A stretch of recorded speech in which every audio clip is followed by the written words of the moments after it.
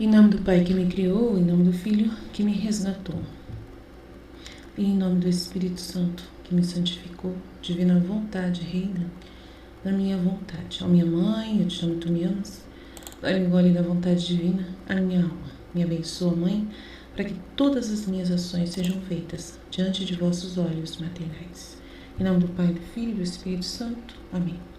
Continuando, fim dos tempos narrados por Jesus Cristo a Maria Valtorta. Agora é a profecia de Jó sobre o ímpio, o anticristo. No dia 7 de agosto de 1943, Jesus disse para nós lemos no livro: Ele, o maligno, será levado ao túmulo e vigiará entre a multidão dos mortos, agradando ao cascalho de Cócitos. Ele arrastará todos os homens atrás dele, e diante dele uma multidão inumerável. Então vai ter muitos homens demônios neste mundo. Aí ele vai dizer: a humanidade é toda pecaminosa. Toda pecaminosa porque ela é miséria, né? E sempre vai ser. Uma única criatura não provou, não digo o gosto amargo, mas também digo o cheiro amargo do pecado. Foi minha mãe, Maria Santíssima. Ela que não me fez lamentar o paraíso deixado, para tornar-me carne entre vós e redimir a vossa carne. Então isso é fato. Todo mundo é pecador. Todo mundo tem, o fomes peccati dentro de nós. Então é isso que ele está querendo dizer. Todos somos pecadores que tivemos que ser redimidos pela graça dele.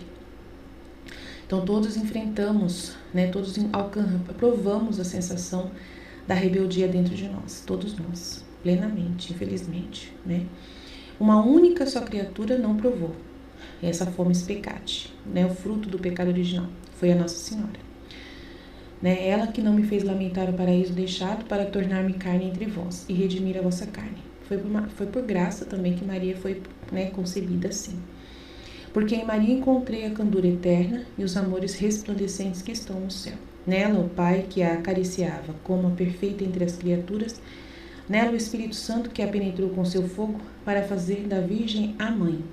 Ao redor dela, as cortes angelicais adorando a Trindade em uma criatura. É por graça, A gente tem que entender isso, ela mesmo quer que a gente entenda. Ela foi essa escolhida, eleita por graça, por puro amor e graça, de Deus. O peito de Maria, o coração de Maria. Não, a mente mais arrebatada em Deus não pode descer às profundezas ou subir ao ápice dessas duas perfeições de pureza e amor. Eu os ilumino para você, os ilumino para os mais queridos dos entes queridos. Mas somente quando você estiver onde está a ciência perfeita, você entenderá Maria. A humanidade é toda pecaminosa, novamente ele insiste. Mas existe o pecador real, o único pecador. O ímpio por natureza, aquele que realmente é a maldade, encarnada, e desenvolveu essa maldade, O pecador verdadeiro, e existe o ímpio, isto é, aquele que leva o pecado a uma perfeição demoníaca. Porque no mal o diabo sabe chegar à perfeição. E seus discípulos mais confiáveis não são menos do que o seu mestre, os demônios. E os homens demônios, Eu já te disse, Lúcifer se esforça para imitar a Deus.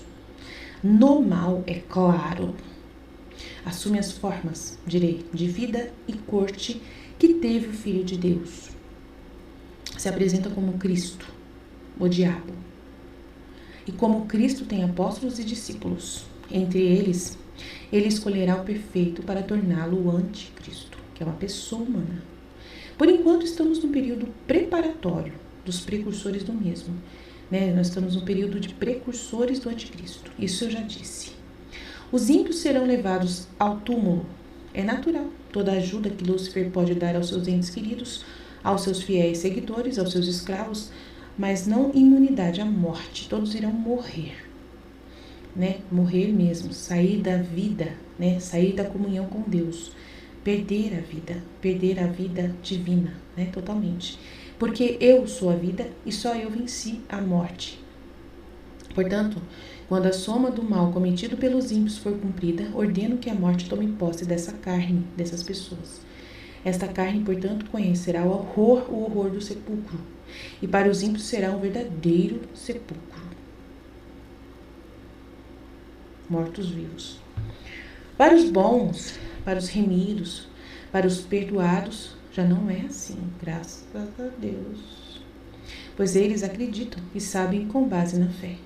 É o lugar onde a vestimenta mortal retorna à sua natureza do pó, liberando o espírito, esperando a hora em que foi criado, se reformará para entrar na glória ou condenação com a perfeição da criação que Deus criou para o homem. Isto é, com a união de um espírito a uma carne.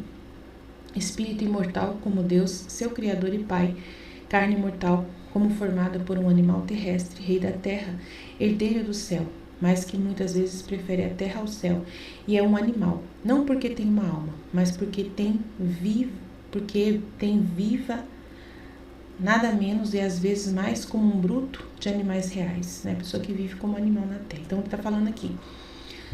Para os bons, para os redimidos, os remidos, lavados pelo meu sangue, os perdoados, não será assim, não vai ter o verdadeiro sepulcro, pois eles acreditam e sabem com a base na fé. É o lugar onde a vestimenta mortal retorna à sua natureza de pó, a morte, né? A pessoa morre no corpo, que vai liberar o espírito, esperando a hora em que foi criado. Em que o foi criado se reformará para entrar na glória ou condenação. A pessoa que ou vai entrar na glória ou vai entrar no purgatório, com a perfeição da criação que Deus criou para o homem, para poder ser, né? A condenação que ele está falando aqui é do purgatório. Isto é, com a união de um espírito a uma carne, com a perfeição da criação que Deus criou. Aí no final vai ter a união de volta com a carne. O espírito imortal como Deus, seu Criador e Pai, com a carne mortal como formada por um animal terrestre, rei da terra, herdeiro do céu, mas que muitas vezes essa pessoa da carne prefere a terra ao céu e é um animal, não porque tem alma, mas porque tem uma vida que gosta de ser um bruto real, um bruto animal. As almas separadas dos corpos têm 3 moradas. As almas que são separadas dos corpos na hora da morte têm 3 moradas, né? Céu, purgatório e inferno. E eles os terão até que restem apenas 2, após o julgamento que não errará, céu e inferno. Vai acabar o purgatório. Os bem-aventurados imediatamente se regozijam no descanso eterno com Deus. Os sofredores fazem sua expiação ativamente pensando na hora da libertação em Deus, purgatório. E os condenados agitam-se no fardo do bem perdido. Ficam lá no inferno chorando para toda a eternidade. Não, quanto menos eles encontram descanso em sua terrível tortura, mais perversos eles têm sido. Então, quanto menos eles encontram descanso em sua terrível tortura, mais perversos eles continuam sendo. Mas o ímpio, aquele que com sua impiedade arrastou outros a essa vida, a impiedade, e empurrou outros ao pecado. Aqui estão os homens e as multidões de que fala o livro, que vão seguir o anticristo. Será como uma torre sem sono em um mar tempestuoso. À sua frente, a multidão dos mortos na alma, por ele, pelo demônio, atrás dele a memória viva dos muitos assassinatos de almas que ele cometeu. Então, olha como que vai ser o inferno, né? Vai ser horrível, vai ser uma torre sem sono, né? Pessoas que não descansam nunca, que estão sempre com ódio em um mar tempestuoso de ódio. À sua frente, a multidão dos mortos. Vai dar uma multidão de mortos na alma por ele. Atrás dele, a memória viva dos muitos assassinatos de almas que ele cometeu. E o remorso das pessoas, que não dá paz aos que matam. Desde o dia em que Caim derramou o sangue do seu irmão, o açoitará muito mais atrozmente do que os flagelos do inferno. Então, o remorso vai ser pior do que os próprios flagelos do inferno. Então, o que acontece dentro da alma da pessoa é pior do que a coisa externa que acontece, né? O efeito externo do flagelo que acontece lá. Ele vigiará seu crime. O demônio vigia seu crime, que se lançou contra Deus nas criaturas de Deus, o ímpio. Ele gosta de vigiar o seu crime, ele gosta de cuidar do trabalho dele, porque ele quer se destacar como mal, né? Ele quer ser alguma coisa. O demônio, ele quer ser alguma coisa. Então, ele desenvolveu algo que Deus não é.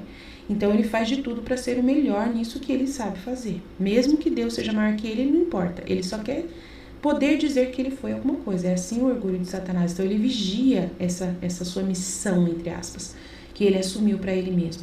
Ele vigia o seu crime e quer ser o mestre disso, né? O mestre no mal.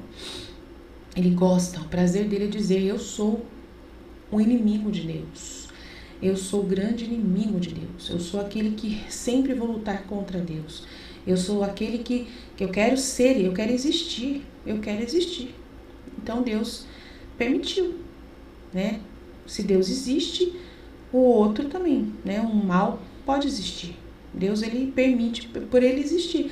Se ele quer existir, ele precisa permitir que exista aquele que não quer, que não é o que ele é, né? É bem justo isso, eu acho bem justo entender dessa forma, né?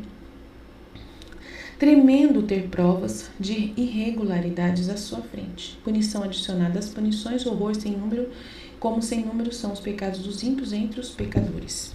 Agora, Maria, para a consolação do teu coração, que é Maria Valtorta que ele fala, né?